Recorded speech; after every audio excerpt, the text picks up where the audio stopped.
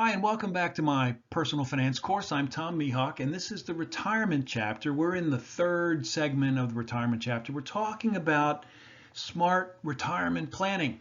And in particular, we're going into detail about healthy choices, planning for risks, income planning. We most recently, at the end of the second segment, have been talking about income planning. This is the third and last segment. And so as part of that, we're going to talk about U.S. government benefit planning for income, Social Security. Now, the slide that follows this is about Medicare, which is actually more of an expense, but they seem to go together, U.S. government benefit planning for Social Security and Medicare. So Social Security, this is a benefit that you've been paying for while you're working. 100% of your benefit is now available at your age 67. You can take it sooner, starting at your age 62, but you would do that at a discount. You get less than if you wait until age 67.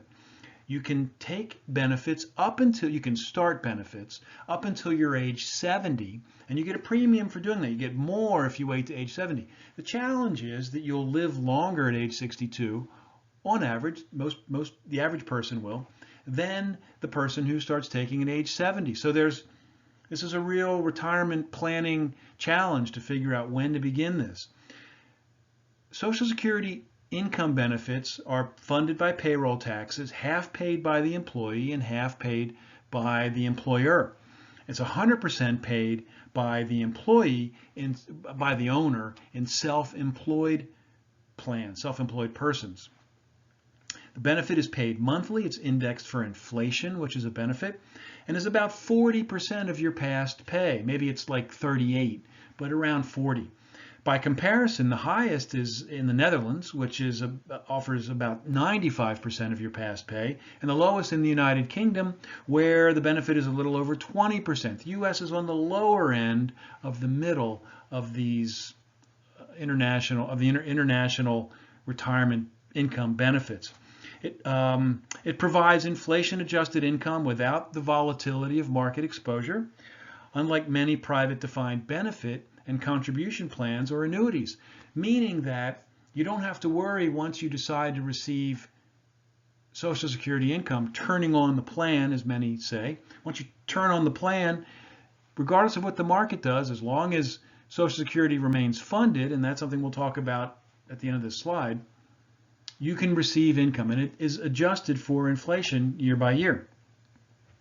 If your total earnings exceed a certain amount, meaning you have income from other sources than Social Security, your benefits may be taxed. That's kind of a bummer, but that's the way the system works. Also, it provides benefits for survivors, for the disabled, and for children of the deceased. So there are a number of things to plan for. Certainly one more during your retirement is what happens for a surviving spouse. And there are ways to decide whether the surviving spouse should select their own Social Security benefit or wait and receive a benefit as a survivor of a spouse who elects to receive it. Where will they receive more? How will they survive longer? Before retirement, Social Security can be used for the disabled and for children of a deceased person who passes before they retire. And beware, however, the viability of the program is always debated. Plan accordingly. 10 years ago, people were saying Social Security was not going to make it. There are people on the positive side that say that Social Security is funded through at least 2030, and only a modest amount of change is required to fund it beyond that. But beware. If you have concerns, don't rely on Social Security only as for your retirement. And for those of you watching these personal finance video slides, or taking my courses, or talking to me in a financial advisory capacity, I recommend, you're interested enough in this, I hope you do well enough that this won't be your only income stream, that you'll have other streams to rely on. That will provide for better retirement. You'll be able to do more, visit your children more often, and those sorts of things. Medicare is a health insurance program for those age 65 and over, and for young people with disabilities. It's complex to understand, but it's very commonly used. Traditional Medicare pays some of the costs of hospitalization, limited skilled nursing home care, Home health services and hospice care. You pay nothing for this coverage. This is called Part A. Also, physician services, most outpatient hospital services and certain related services, this is called Part B. Another program, Part C, operates like private health insurance, like health maintenance organizations and preferred provider organizations, and provides more generous benefits than traditional Medicare with no deductibles, nominal co-payments, and no claim forms. The choice of providers, however, can be limited, meaning who you can choose to provide your surgery if you need it. There are plans for gaps in the coverage. This is called Medigap, and for prescription drugs. And what you can imagine is that Part A came first, voted to be provided by the government for people who needed this health care. Part B, then Part C, and then this Medigap, and then prescription drugs, and these things are added to over time. Plan uses both government and private insurers. Most have premium payments, co-pays, and deductibles. So some, like this Part A, you pay generally nothing for this, but others, like Part B or Part C, that offer greater benefits or wider ranging benefits, but may have some limitations in the medical provider that you use, may have premium payments, co-pays, and deductibles. What I know about Medicare is that even high and ultra high net worth people make elections about Medicare, and so taking Social Security, as we discussed in the previous slide. So these are things that you want to prepare for in advance before you retire, so you can make decisions that are appropriate for yourself. So withdrawal strategies, this is key. The first rule is to avoid invading principal. Let your principal grow as long as you can.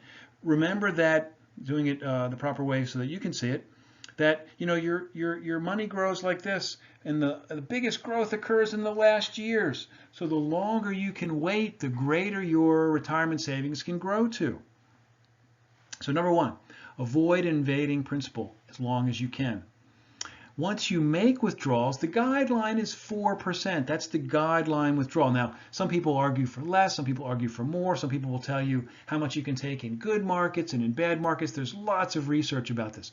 But look at the slide with the green bars, the chart rather, with the green bars just below here.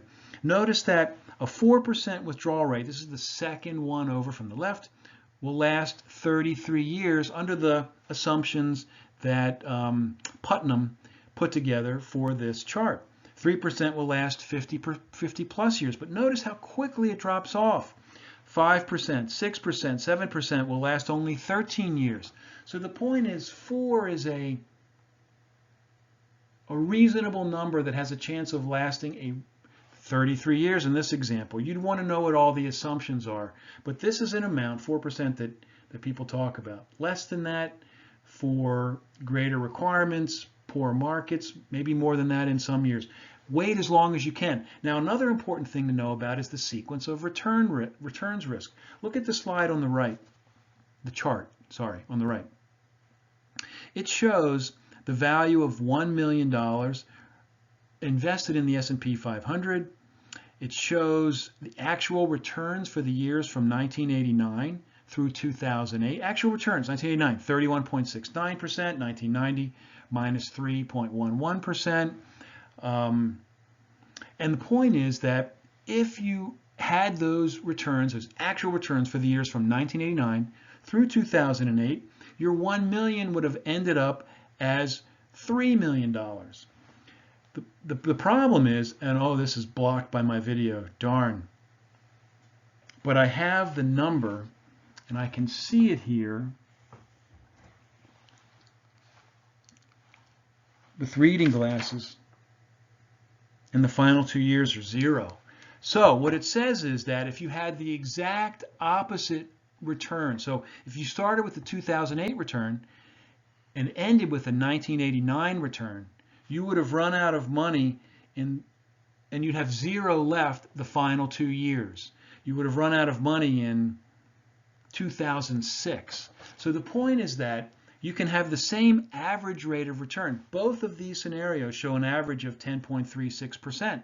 The average is the same. But if you had the sequence of returns that actually happened from 1989 through 2008, If you had that, you would have ended up with $3 million in sum. But if instead the reverse happened, you started with 2008 and ended with 1989's actual returns, you would have run out of money in 2006 and had nothing in 2007 and 2008. This is called the sequence of returns risk. It's a problem, and you have to be aware of it. Housing. Where do you want to live? What's the cost of long-term care facilities? Long-term care facilities are very expensive. $10,000 per month in some skilled care facilities, maybe less for assisted living. Skilled care is where a doctor provides medications or checks on you every hour. We often used to call those nursing homes. Maybe some people still do. Assisted living, you don't have a doctor coming in every hour. You have activities and medical care, but it's not given as frequently. Where you live determines a lot of the cost of your housing. Near a big city, much more expensive, or in a big city, very expensive, versus in a more rural location or away from larger cities. Reverse mortgages can be a great way to earn income from the equity that remains in your home. You're not actually earning it, you're actually borrowing against the equity. Instead of paying into reducing your loan, you're actually increasing the loan and borrowing against the equity in the home. Your type of housing, should you change to all one floor? Consider a condominium where you have no yard work or no snow removal required. These are both good options.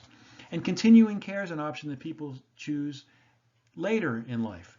The three categories of living are available in one facility, meaning number one, independent living, number two, assisted living, and third, skilled care. You can live in one facility that provides all those types of care, and as your needs increase, you can move to the next stage and the next stage after that. So wrapping up, summarizing smart retirement planning, live healthy now.